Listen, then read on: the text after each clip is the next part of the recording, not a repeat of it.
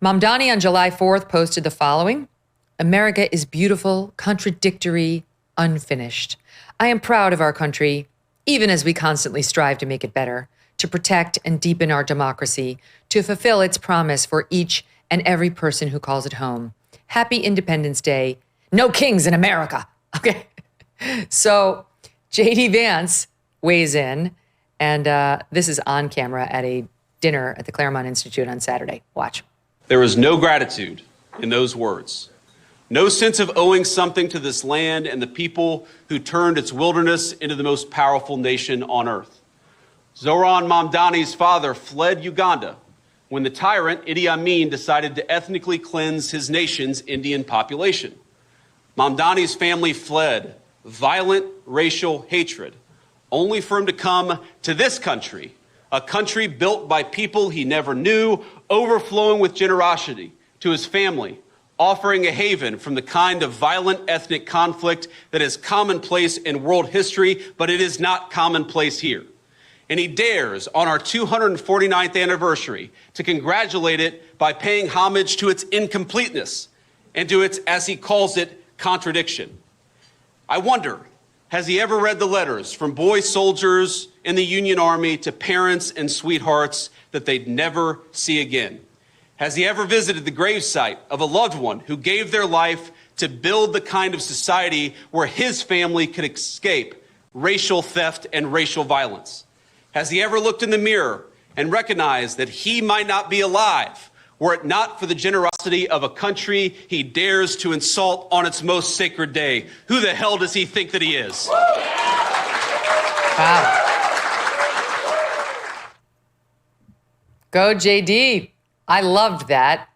I think he's tapping into a sentiment everybody in the Republican Party feels, which is patriotism, not so much on the left, according to the polling. But what did you make of the exchange, guys? Carl? Well, this is a problem in the Democratic Party now, is the immigrants who've come here, and they've come for generations. And I'm talking about, fleeing social unrest, from Greece in the 1950s, from everywhere, from Cambodia, from Vietnam. And then you have, this generation of people, Ilhan Omar, Mamdani, they've come here, and instead of gratitude, they have this resentment. I do not understand it. I don't know where it comes from. It seems to me, gratitude, we expect the French to be grateful, for World War II. Gratitude is not, I think it was Stephen Ambrose who pointed out, a permanent condition. You don't expect people to be, for generations to be grateful. But this guy is first generation. He came here as a kid. This country's giving him everything. And this halting, say the bare minimum that you can come up with about America. You can't say anything without saying, and we have faults unfinished, original sin, racism. I just don't get it. They've come here and they've thrived. And I just think that maybe Megyn, maybe Tom and Andy and I, we sort of scratch our heads about it. It's a new feature. It's the least attractive trait, and I don't frankly understand it. It's so funny you should mention Ilhan Omar, who I don't know if she didn't see the polls or what, but she never misses an opportunity to bash America. And she ran around on 4th of July covered like a head to toe flag outfit. She put out this patriotic message like, I love my country. It was like, do you? Okay. Well, I mean, look, I'll take it if I can get it. She's hugging somebody dressed as the Statue of Liberty. Forgive me if I'm a little skeptical in her case. But I will say, I appreciate the messaging from JD Vance. I think it's fair to say our last vice president did not have it in her to offer a stirring defense of the United States of America. All right. The only thing she could defend was the Venn diagram that she loved so much that she could talk about. But we did our 4th of July celebration as we do every year, and we go all out. One year I had the National Review guys come. You guys should come one year. We should have the RCP guys come.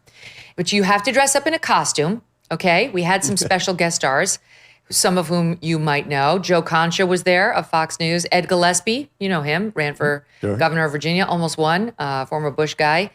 We used to run the RNC.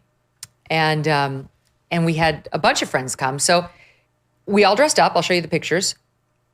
The people who speak in our little play / declaration reading all get dressed. Are we going to show them? I get the costumes and I provide them to everybody. Some I own, some I rent from my friend at this great costume place. And he always says to Abby when she gets the costumes, behind every strong woman is a great gay man. And I love him. So he provides us with all the costumes and so on, most of the costumes. Dave Gorab of SiriusXM, there in the middle, who was super fun to see him too. Anyway, we all get together and we read the Declaration. And we go back over what led to the Declaration, how bad the king was and how people had it. My friend Dave Hastings plays the king in this ridiculous red outfit. And then we read the Declaration. We read the terrible things the king was doing. We talk about Thomas Paine and common sense and how revolution was in the air. And all of our kids are growing up hearing about this and hearing about what was going on. I'm just pulling up the Declaration here, and I'll just read you part of it.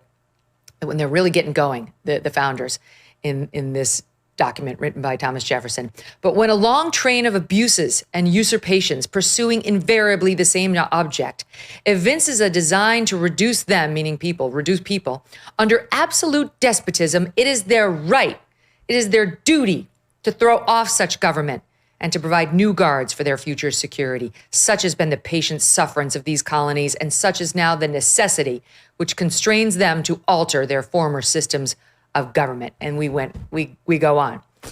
That's what the day is about, reminding us why we formed this more perfect union, what those unalienable rights were that our founders recognized and put into writing and crafted the entire government behind. Not, we're unfinished, we're imperfect, I'm proud of it, but no kings. This guy doesn't get it. Since President Trump was sworn in, his administration has made enormous progress at a breakneck pace. But don't forget, while they're moving mountains for the good of the nation, you've got your own personal savings to worry about. And one of the best ways to look after your savings is through diversification, particularly with gold, like from Birch Gold Group. In the past 12 months, the value of gold has increased by 40%. OMG. Central banks continue to bolster demand for gold by buying in record quantities. Global instability and tension is high, and Birch Gold makes owning physical gold extremely easy. Easily convert an existing IRA or 401k into a tax-sheltered IRA in physical gold, or buy some to store in your home safe. Just text MK to the number 989898, and Birch Gold will send you a free info kit on gold. There's no obligation, just useful information. With an A+ rating from the Better Business Bureau and tens of thousands of happy customers, take control of your savings today. Text MK to the number 989898. Thanks so much for watching. If you like what you just saw, hit the subscribe button for more clips and full episodes.